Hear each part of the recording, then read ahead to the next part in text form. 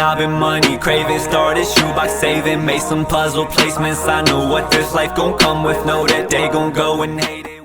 Welcome back to Nationwide Sports Talk. I'm Matt Mackey, live from West Virginia. Wild and wonderful, y'all. Today is a special day. It is NBA Draft Day. Yes, that's going on today. So this whole episode is the basketball edition of Nationwide Sports Talk for episode 93.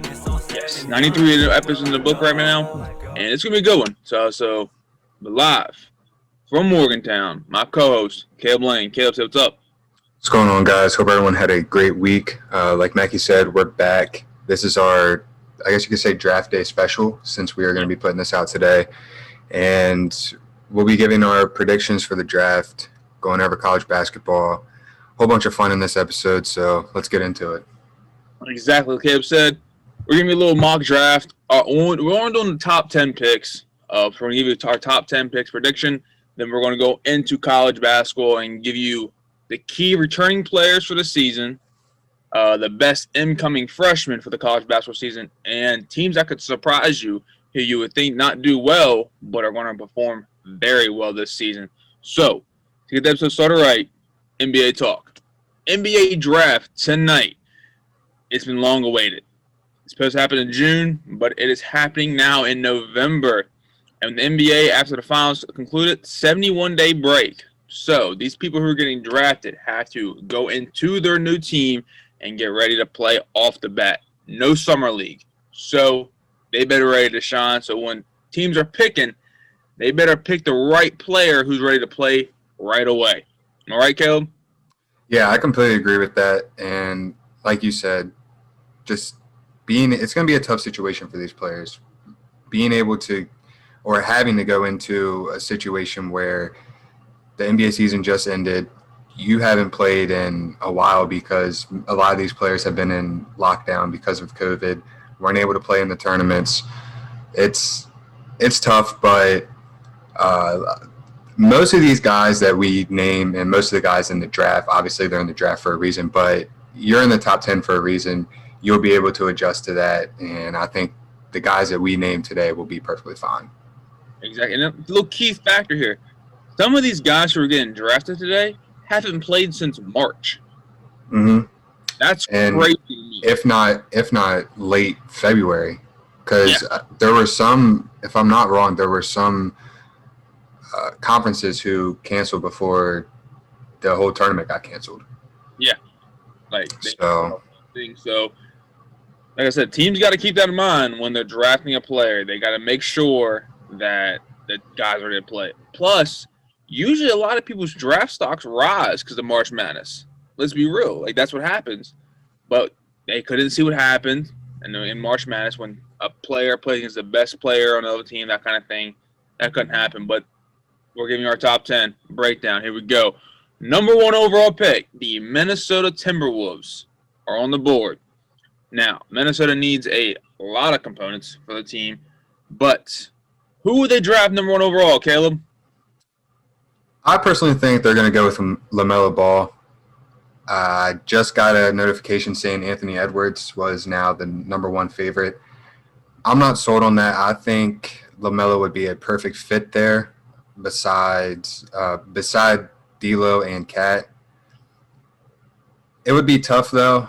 I can see why a lot of people would think Anthony Edwards because he's an off-ball guard. LaMelo's not. D'Lo is an on-ball guard. So you kind of have two very ball dominant players in LaMelo and D'Lo, but they can make it work. You were 19 and 45 last year, and I think LaMelo is the best option for them. Yes, I'm going LaMelo Ball for the number 1 overall pick. Not because I'm a Ball fan, none of that stuff. I'm being biased because we all know I love LeVar Ball and the Ball boys. But no, LaMelo Ball is the best player in this draft. I mean, just look at his journey to the draft is what amazes me. Pretty much left high school, went to play Lithuania, came back, played in that JBA bullshit league, and then left that because it got canceled pretty much because no one was going to the games. Played at Spire High School in Ohio, played very well, surprised a lot of people, and then kind of found out he couldn't play college basketball, which he was wanting to play. And so he's like, you know what? All right, I'll go overseas. Went overseas, and he averaged 17 points per game, 6.8 assists. And like you said, he's a 6'7" guard. So him and D'Lo will be a great combo. And with Cat down low, this team will definitely improve a tremendous amount. I think with how well he shoots the ball, LaMelo won't have to be as dominant on-ball guard in the league. That's why I think this is a perfect fit for him because he can shoot so well. And like you said, he's 6'7". He's huge for his position. So putting him at the 2 would make perfect sense. And like you said, this pick makes perfect sense for them. Best player in the draft. Number 2 overall pick in the draft is the Golden State Warriors. They need a lot of help because pretty much Steph's come back from injury. So is Klay Thompson. They got Draymond Green. A lot of things were supposed to happen in this trade going on here, but nothing did. So they need a big man, in my eyes. Who are they drafting, Caleb? Like you said, they went 15-50 last year. Need a big man. Best big man in the draft is James Wiseman, and that's who they take. He's 7'1", a board beast. I mean, that's the only way I can put it. He fits perfectly with this team. The way they can then run the floor and spread the floor, just have him down low and have him grab boards. That's he can score inside the paint. He can run pick and roll perfectly fine. It's deadly because when you have to worry about a 7'1" beast like him down in the paint, and then you have 2 deadly shooters on the wing, you just make for a deadly team overall. So I would look out for the Warriors to be back in the conversation of NBA contenders this year because this is a perfect fit and a key fit for them. In my pick, James Wiseman. Like Caleb said, big dominant player down low, 7'1" center. In 3 games, my man had 19.7 points per game, 10.7 rebounds a game in 3 games. That man shined in the games he played in. And with him down low, Klay Thompson, Steph Curry, they'll still shoot it, but they'll see their 7-footer down low and dish him down the ball. And plus, I feel like this will open up more for Draymond, too, as well. Knowing that Draymond's not down there by himself anymore, you got James Wiseman next to him. It's going to open a lot of things for this Warriors team. Like Caleb said, I agree. They're going to be in talks next year for the NBA title. Everyone's already talking about it now, I feel like, too. The number 3. Especially this pick. Exactly. After this pick, it's definitely boom. They're going to be a top 3 seed in the West. I'm saying that right now. Yeah. Next pick, the Charlotte Hornets.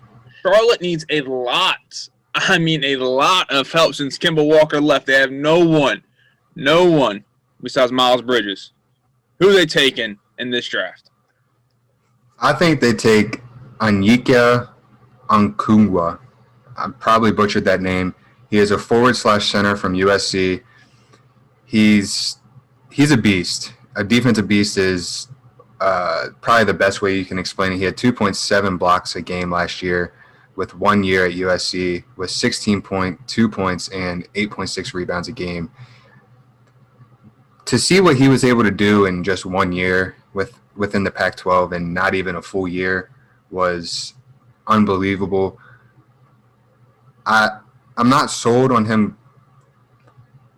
I mean, I think he'll be good in the league, but he doesn't have any help around him right now with the Hornets, which kind of sucks for him. But I think he'll still shine down there one way or another. So this pick's kind of tricky. Do you go for, they say the best player in this draft, Anthony Edwards, or go for what your team needs? The Charlotte Hornets, in my opinion, they're going to take Onyeka Okongwu from USC, like Caleb said. This man is a dominant player.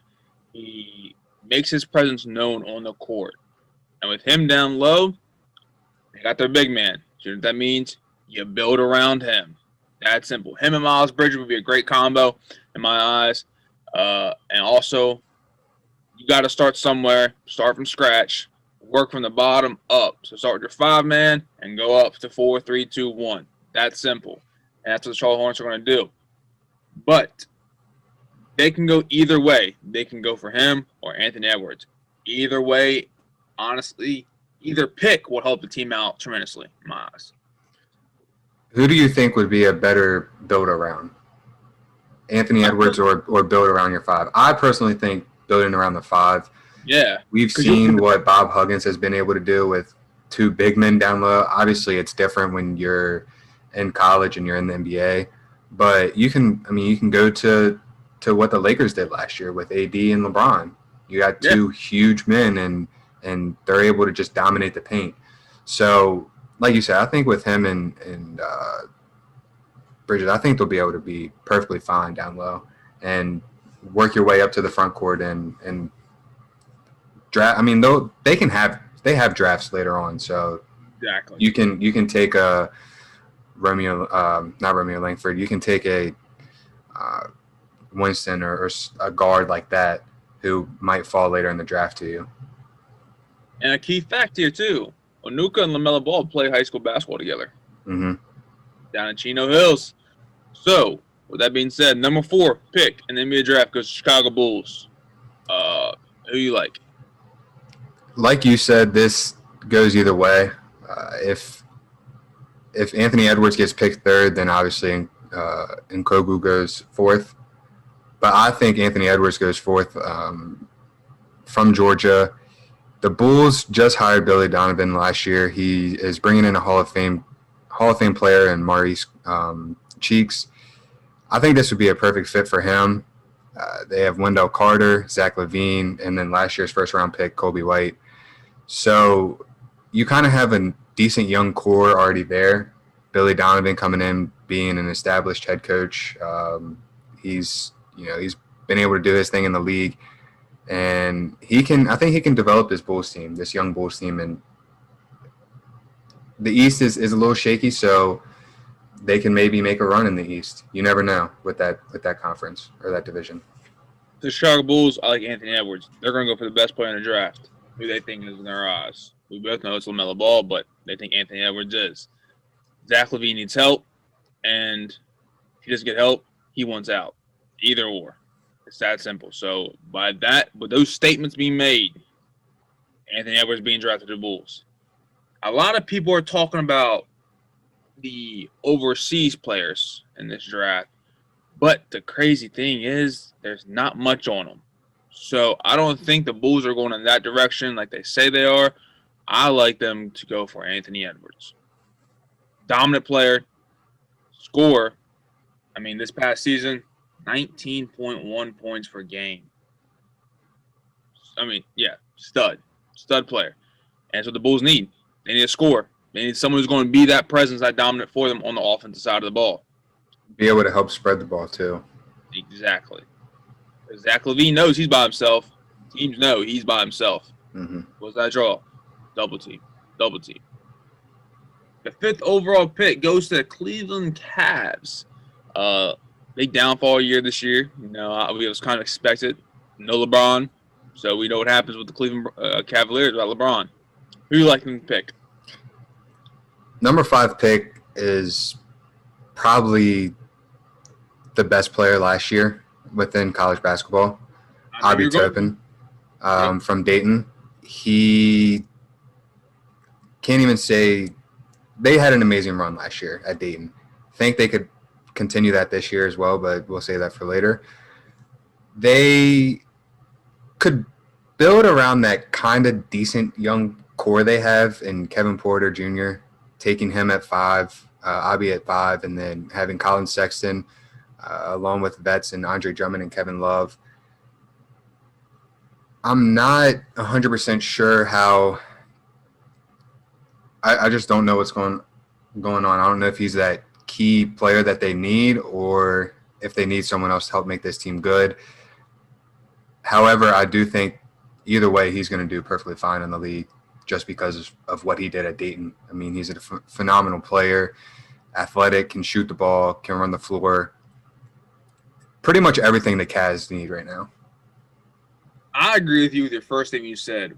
One of the best players in college basketball last year. I think Obi Toppin is definitely getting picked 5th overall by the Cleveland Cavs because they need anything possible to help score.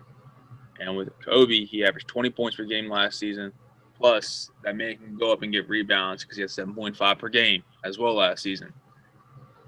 With his run with Dayton, I think that, first off, he's going to play pissed off and motivated because he couldn't play March Madness. Mm-hmm. I'm going right there and saying that.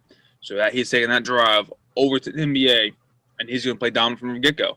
I feel like he's going to have a great first year in the NBA, and I honestly think he'll probably win Rookie of the Year. Bold statement, but I think he could because the way he has played before and the motivation, the drive he's going to have to prove people that he's that good. Because everyone thinks, oh, this Dayton, they don't play nobody. But no, like, Obi's a great player, scorer, rebounder. He can do it all for you. And with him being, with him being 6'9", power forward, that man can do anything you want him to do. I like the Cleveland Cavs to pick Obi Toppin. 6th pick in the NBA draft goes to Atlanta Hawks. This is where I feel like it's going to get shaky. It's unpredictable from here on out, in my eyes. Atlanta Hawks, they got their franchise player with Trae Young. So they're going to build around him. Who do you like from the draft? So going off the two things you said, one, you said you kind of don't like how, or there's not much on the overseas players. I do agree with that, but this is where I think an overseas player gets taken. I think this player would be a perfect fit with Trae Young, Deni Avdija from Siberia, or Israeli Siberia. He is 19 years old. He is a 6'9" small forward. Like I said earlier, he completely complements Trae Young with his shooting and his ability to get to the rim. He's a well-rounded all-around player defensively and offensively, and he's young. So being able to be 19 and 6'9", already being able to shoot the ball really well and have that professional experience over in Israeli Siberian Professional League, I think this is a perfect fit for the Hawks with Trae Young there. So with the Atlanta Hawks, I'm going the same position as you, but a different player. I'm going with Isaac Okoro from Auburn. Because one, you can see more film about him and who he is and how he's a player. He helped Auburn make the Final Four, not this past season before, so 2019. This player, Isaac, 6'8" small forward, just an inch off of your Israel player. But also, he puts up 13 points per game for you. Also, 5 rebounds per game. And he can do it all. And he will shadow Trae Young very well because Trae Young is not afraid to shoot the ball. Okoro, he ain't afraid to shoot the ball either. He's not afraid to go up and get the rebound either. He's not afraid to guard the best player on that team. And I think Okoro is the best fit for the Atlanta Hawks, and I think that's who they should go with. I just think it was a shadow and mirror Trae Young very well and help build, someone they can watch film off of and see how they play more than somebody you're going in blind and guessing. The only thing you've seen was YouTube highlights. Yeah, I could agree with that. It makes perfect sense. I just think, while yes, it's Israeli professional league, so you don't really know how the competition is. I just think that being in that professional environment kind of helps him a little bit more. Being only at 19 too is a key. So, but don't worry. I could definitely agree with Isaac because he's in my top 10. So, don't worry, Caleb. I got the overseas player in here too. Don't worry. Number 7 pick in the NBA draft goes to Detroit Pistons. This Detroit Pistons team is relying on Derrick Rose, Blake Griffin.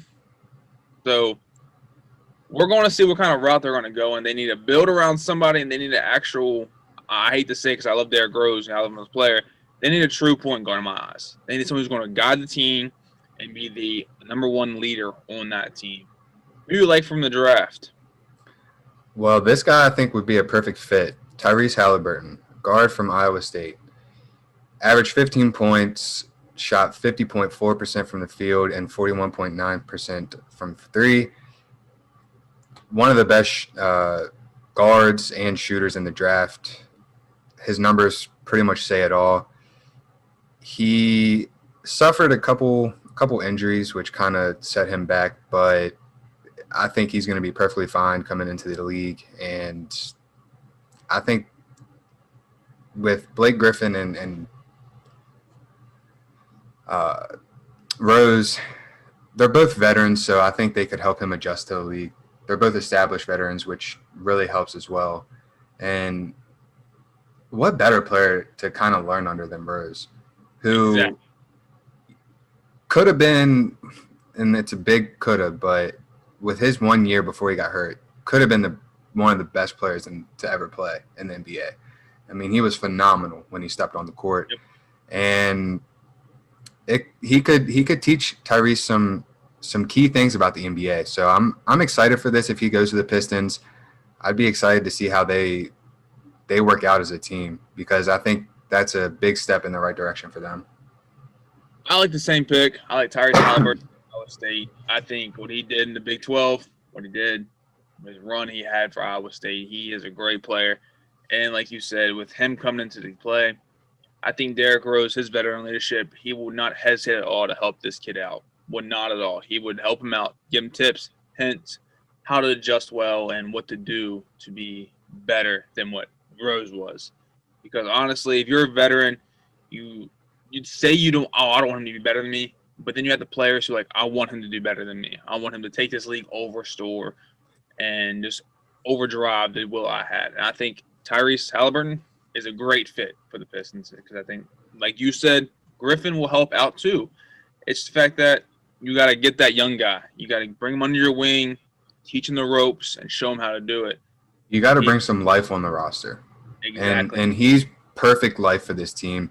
And to go off what you said, that's what separates a true leader from a player in the NBA.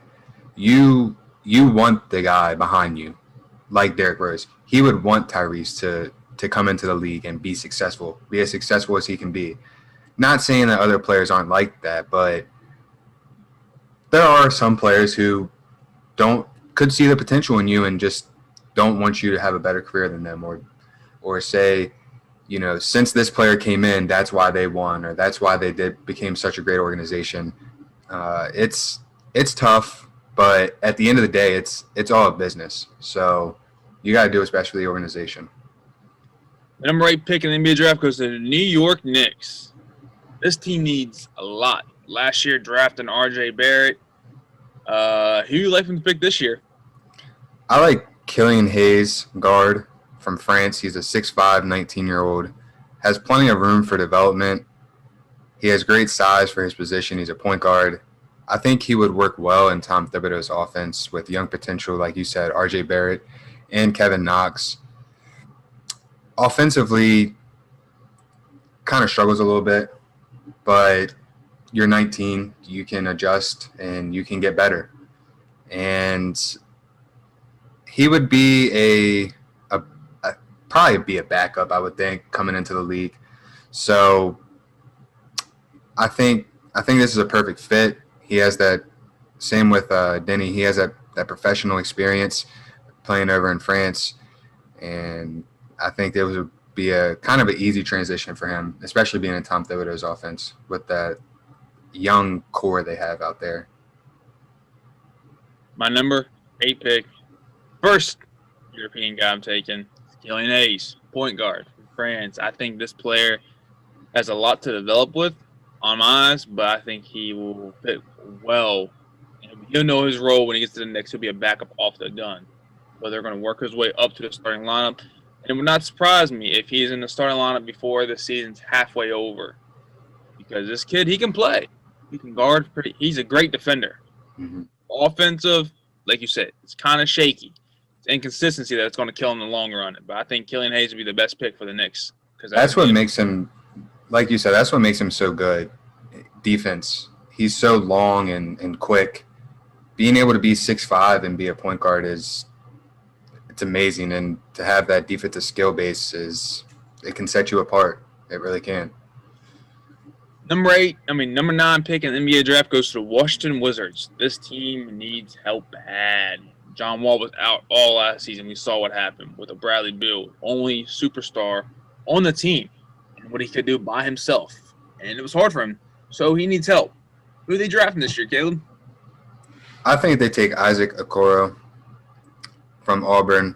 Like you said earlier, he helped lead them to that run to the Final Four 2 years ago. They were almost last in every category in defense. And you want to talk about a great defensive player, here's a great defensive player. He's long, he's quick. He's a good offensive player, but more of a defensive player than anything. And that's really what sets him apart. I think he can learn behind Beal and Wall to be a better offensive player because if we're being honest, if you have Beal and Wall healthy and can stay healthy, you don't really need another offensive scorer. They can put up any amount of points you need a night. They can probably put up 50 a night each. So being able to have him on the defensive side is a big help, and he can score, like I said. So he can put up 10 for him, which would be a help. And just being able to learn under them, too, is a great help for him. So the Washington Wizards, I'm going with the other overseas guy, Deniavici. Mize, like you mentioned before, small forward, 6'9". He can shoot the ball, but you don't know what's about him. You don't know what's going to happen. You don't know what you're getting. I feel like, yeah, okay, I've seen him play on highlights and stuff, but you never seen him play a full game. That's what concerns you. Like, you can't go back and watch a full game on this cat. You can only see highlights. So obviously, highlights come when you make your highlight tape. You're putting your best stuff in. You're not gonna put the stuff you make look bad on. So with the Wizards, with John Wall come back healthy, Bradley Beal come back healthy. I think they're going with a gamble here. They're gonna go with him and see what they can get out of him. Plus, they say he's in the best small forward in the draft, but I think Isaac Okoro was. But you know what that means? For my eyes, in my draft, they gotta go for the second best, Deniavici. The number 10 pick in the NBA draft is the Phoenix Suns. Now, with my pick, I was going to go with a point guard. But since they did the Chris Paul trade, I crossed it off. Someone new came on my eyes. But who you like, Caleb? So like you said, someone new came in my eyes. I kind of figured this guy would be a perfect fit, but it makes even more sense now after getting Chris Paul.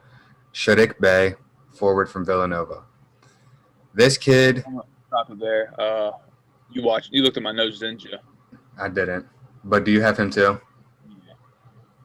This is kind of ridiculous. We have literally the same players almost in every number. But he could come in and right in fill Oubre's spot. He shot 45% from three last year, averaged 16 a game. This kid's the real deal. And I think this is a steal for Phoenix at 10. A lot of people had him going later. I just don't see it. I think this is a perfect fit, like I said. I think this team could be deadly, too, because of what they did in the bubble. Add Chris Paul, add this kid. Two great scorers on top of Devin Booker. I think when the Chris Paul trade happened, this Saddiq Bey came up a lot in people's boards, like jumped up because they knew the Suns were going to go for point guard. They definitely were, and I think they were. But once they made that trade for a true point guard, one of the best point guards ever played, Chris Paul, let's go for somebody else. So Saddiq Bey jumped up, 6'8", small forward, 16.1 points per game, 4.7 rebounds per game. This kid can score at any given moment you need him to. And like you mentioned, what they did in the bubble, the Suns, Devin Booker, him, now Chris Paul as the point guard, you got Ayton down low. The Suns team, you got to look out for them this year. That concludes our top 10 NBA mock draft. We would have done more, but we got more info to talk about. So now we're focused on college basketball, where these players came from, the starting ground for their NBA career, in my eyes. A lot of key returning players are coming back this year to hopefully make a top 10 draft lottery pick in the next year's draft. So, Caleb, give me some players. Well, you give me a player, I'll go back and forth with you, player, on the best returning. My number one guy I have returning is Keontae Johnson from Florida. Shot more than 54% last year, averaged 14 points and 7 boards. This Florida team was really good last year. Could have made a really good run in the tournament. However, it got cut short. He has to be my number one. My number one guy is the big man from Iowa, Luke Garza. Luke Garza is a wreaking havoc for anybody who's coming across him. 23.9 points per game, 9.8 rebounds per game. He will put the ball up for you. He will get the rebound for you. He's not scared to shoot. And this Iowa team cannot function without him. I think Luke Garza is the best returning player. And I think he's going to be even more dominant this year, knowing that he could not make his name even more known in the March Madness. So, give me another guy, Caleb. I'm going with Luke Garza as my next guy. Like you said, he will go down as probably one of the greatest players of college basketball. Definitely go down as a Iowa great. He was a Big Ten Player of the Year last year. Nearly averaged a double-double with 23 points and 9.8 boards. Like you say, he's a 6'11 forward, can do it all. Shot 60% from the field and more than 35% from three. This Iowa team is going to be really good with him returning. Another guy returning who you need to look out for is a guy named Colin Gillespie from Villanova. 15 points per game, 3 rebounds per game, and now that his go-to best friend, they're saying, is gone, Saddiq Bey, Colin stepping up, taking a role. He's going to be scoring a lot more. So look out for this team, this whole Villanova team exactly to be on a rise this season. My guy, same exact guy. He was phenomenal last year. Hold on. But hold on. From now on, if I say somebody, you go for your next other guy. So that's why I'm going with Oscar from WVU. That's what you think. So this guy is – this team, I'll just say, is going to be unstoppable this year. They have a skilled front court and a very skilled back court. He's huge, can run the floor. He's a different kind of athlete. Like, I'm trying to think of words to describe him, but I can't. He's different, and this WVU team is going to be really good with him returning and Derek Culver returning. Oscar? No, I did. No. I cut you off when you're trying to say it. Oh, Oscar Tshiebwe. Big man, WVU, Big O. He was also on my list, but so I went – well, I said to Caleb, my next best guy to look out for this year is a guy from Creighton. Marcus Zagorowski. I don't know if I said it right, but 16 points per game, and he shot 48% from the field. So he's almost shooting half his shots and making them. And this Creighton team is a team to look out for this year. And what he can do on the court is going to boost that team up tremendously. My next guy is Jalen Crutcher from Dayton. Like I said earlier, they probably are going to have a phenomenal year this year. Again, he shot 46% and 42 from three, averaged 15 points and 3 rebounds a game. I think he's probably going to average 20 a game this year with probably 5 boards and solidify himself as a top 15 draft pick next year. Another guy to look out for is Filip Predrusev from Gonzaga. 17 points per game, 7 rebounds per game, and he shot 56% from the field. This Gonzaga team is going to be deadly next year. I'm already seeing it now. They're going to be deadly. And with Felipe coming back, they're going to be deadly, like I said. So look out for this Gonzaga team and Felipe. My next guy is Ayo Dozunmu. I butchered that. But this kid Dosunmu. Dosunmu. He had an outstanding year last year. Averaged 16 points and 4 rebounds, along with 3 assists. Shot 48% from the field. He struggled from 3, but he really doesn't need to shoot the 3 ball. He can get to the rim so well. This team is going to be really good this year, and he's going to be a key part of this team. I got to look out for from a smaller team, a team you really don't hear about, Atlantic 10, is Fats Russell from Rhode Island. 18.8 points per game, 4.6 assists per game, and 3 steals per game. He was top 3 in the nation in steals per game last year. I think Fat Russell's going to do it again this year.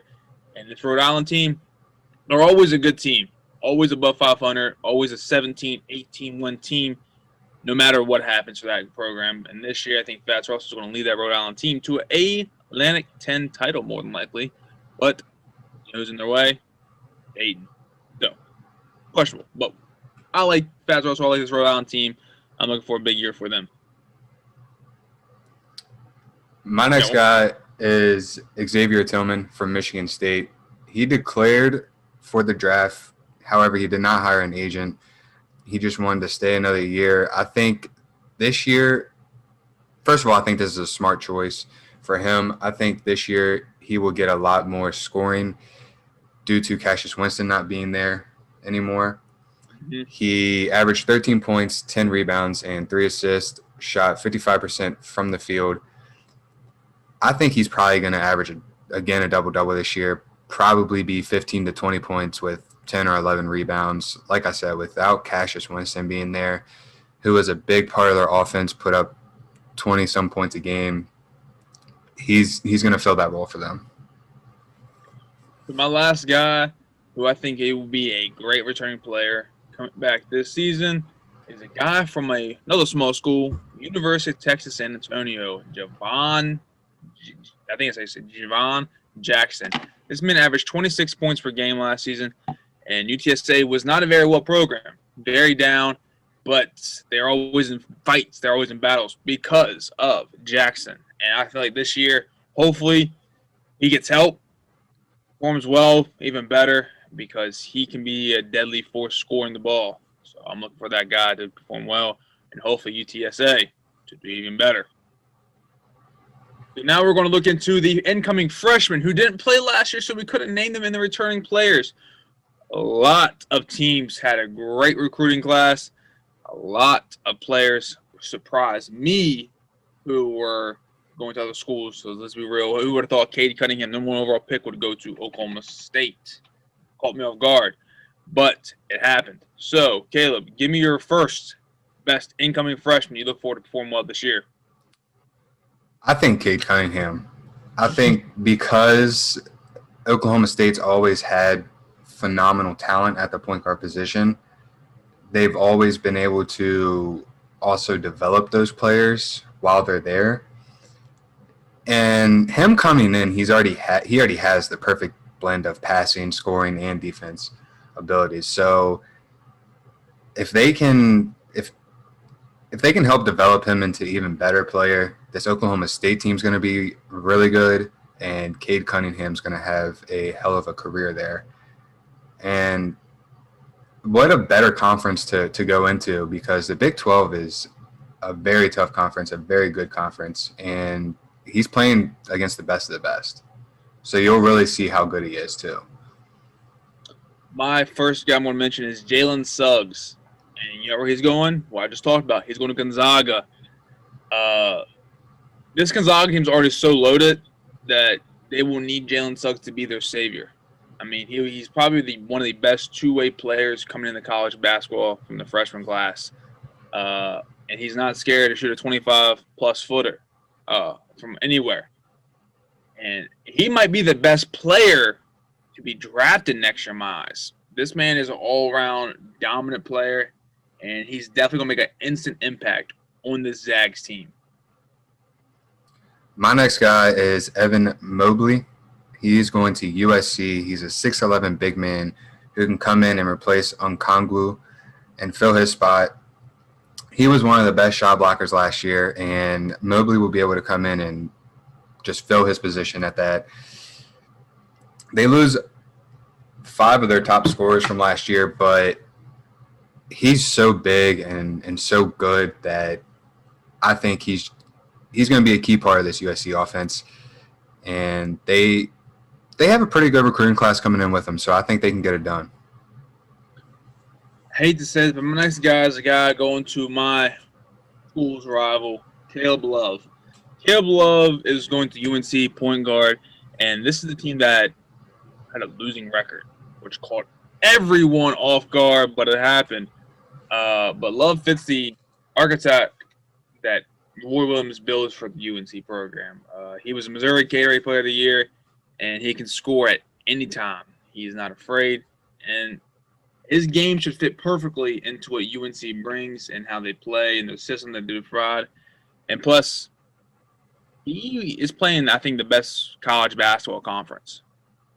That's my eyes. I'm just saying, I'm not saying I'm a Duke fan, but you got Duke, Syracuse, Louisville, UNC, Florida State, all those schools. And Notre Dame, I think it's one of the best ones in the country. And this UNC team is going to be the biggest turnaround team ever in my eyes. Yeah, I could argue with that ACC. I definitely think ACC and Big 12 are the two that are competing for the top right now.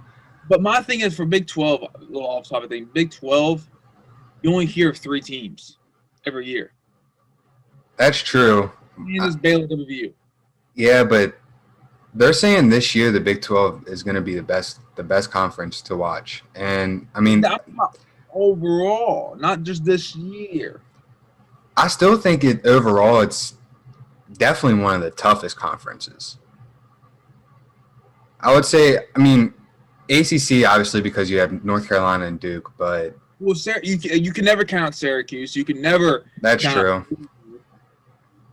And then you got Notre Dame. It's definitely a good discussion and argument we could have for a later podcast.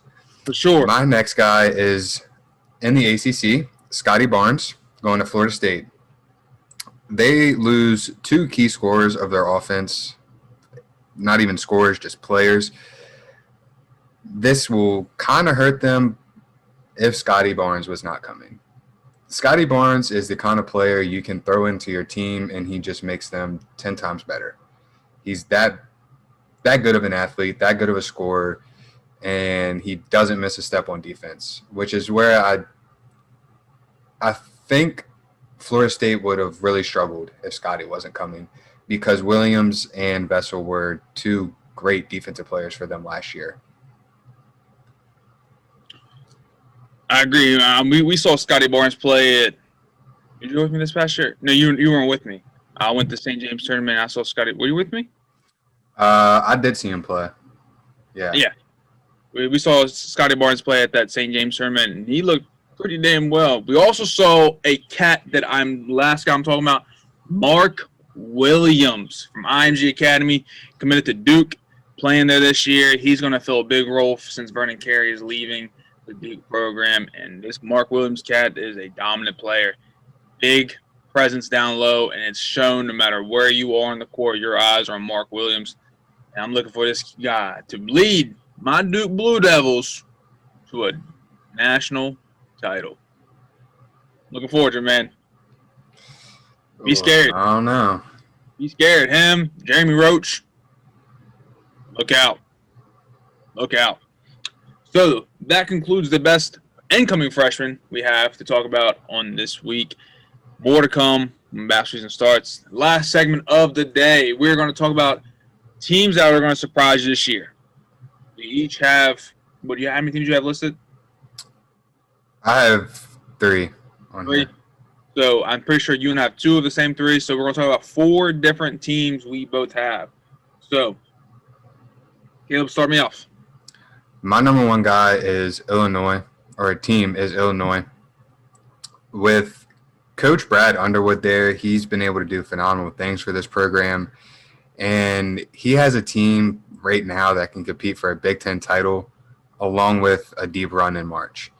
He has returning All-Americans Ayo Dosunmu, butchered it again, and Coffee Cockburn. They are dangerous for the inside-out game for this team, and like I said, can make a deep run in both Big Ten and in March.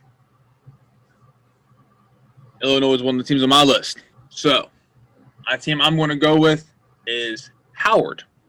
I'm going with Howard. Only because they were a 4-win team last year. What they do?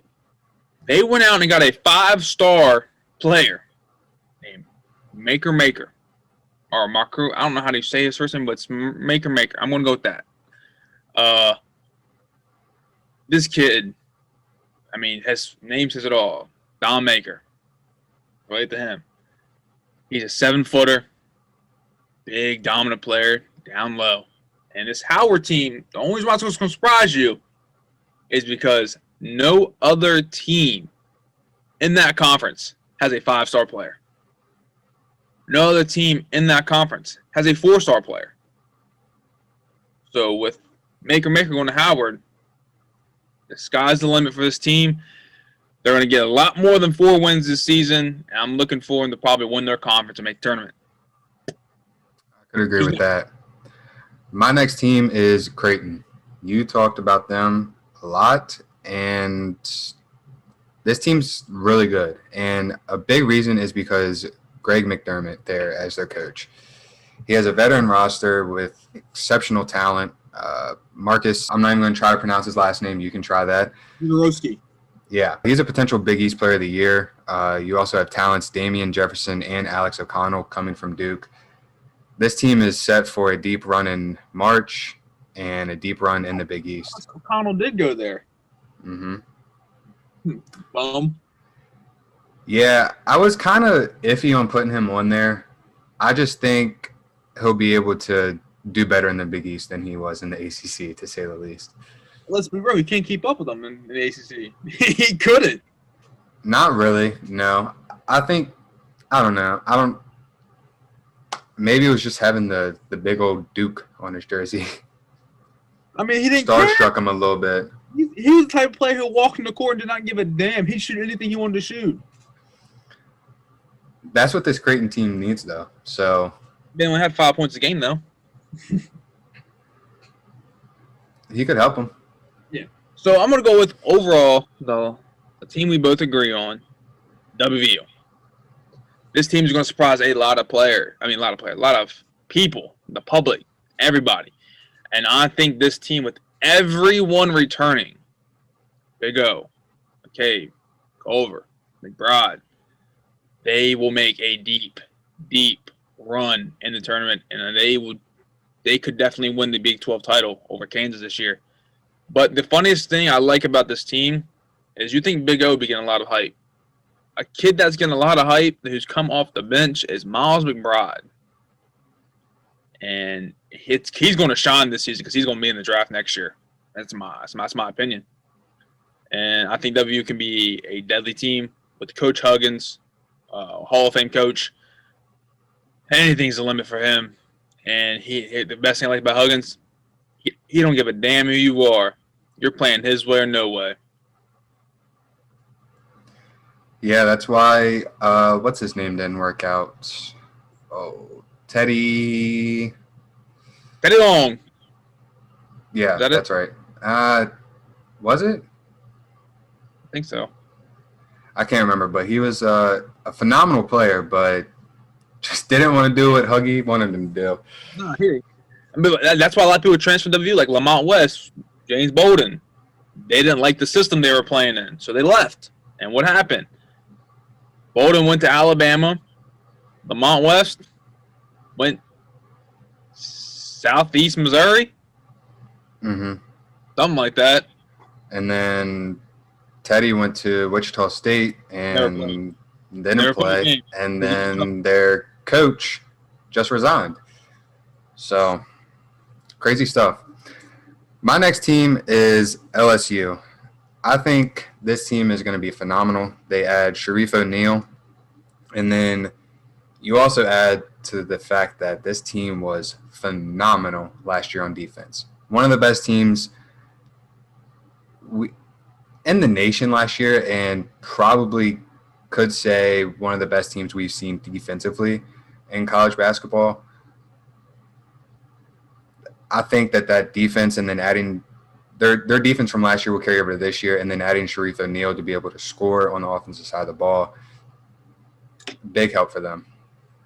I agree. LSU was the team I was going to talk about too. Crazy how I said that, but it was. I think this LSU team, bringing in Sharif O'Neal is going to be a big difference. I mean, no matter what. Like you said, they were a great defensive team last year. And O'Neal coming into play, he's your big man down low for you. He's going to help get the blocks, get the rebounds, dish it back out. And LSU was a phenomenal team even 2 years ago. But yeah, not this past season, before, when they made that run in the tournament. You know what happened? It carried over to this season. They made another run going into the season. And what happened? March Madness got shut down. So they couldn't prove who they really were on the court. And I'm looking forward to a big season for the LSU Tigers. I agree. So that concludes this basketball edition. Tonight, watch the draft. Look for our picks to match up with the picks that actually are going to happen. With that being said, Caleb, say your peace, love, and goodbyes. All right, guys. Hope everyone has a great week. Watch the NBA draft. Enjoy your week this week, and we will see you. We doing Friday episode? We'll do it Friday. So we'll see you guys Friday. Like Caleb said, see you Friday. Watch the draft. And like I said before, see if our picks match up to what the draft is actually looking like this year. Because I think it'd be kind of crazy if it actually did. My eyes. But Yeah. Caleb had the same exact pick almost. One pick was different than the other. That's the only thing that was different. Other than that, watch some basketball. Get looking forward to it. Because look forward to your app on ESPN or on ESPN when you're watching TV. The breaking news trades coming across the board left and right. Because it's happening. Because the NBA season starts One very, already happened. very soon. A couple happened, actually. Knicks Drew traded Holiday. up, and Knicks traded up their draft pick. Oh, yeah. So it's crazy. So it's draft night. Things are going to happen. It's going to be crazy. But I'm Matt Mackey. I'm peacing out for today. See y'all Friday. Peace. Cause lately I ain't been the same. Feel like I'm stuck in a maze, and I'm just trying to get out. I'm trying to better these things, but you just all on my thoughts, and I just can't separate.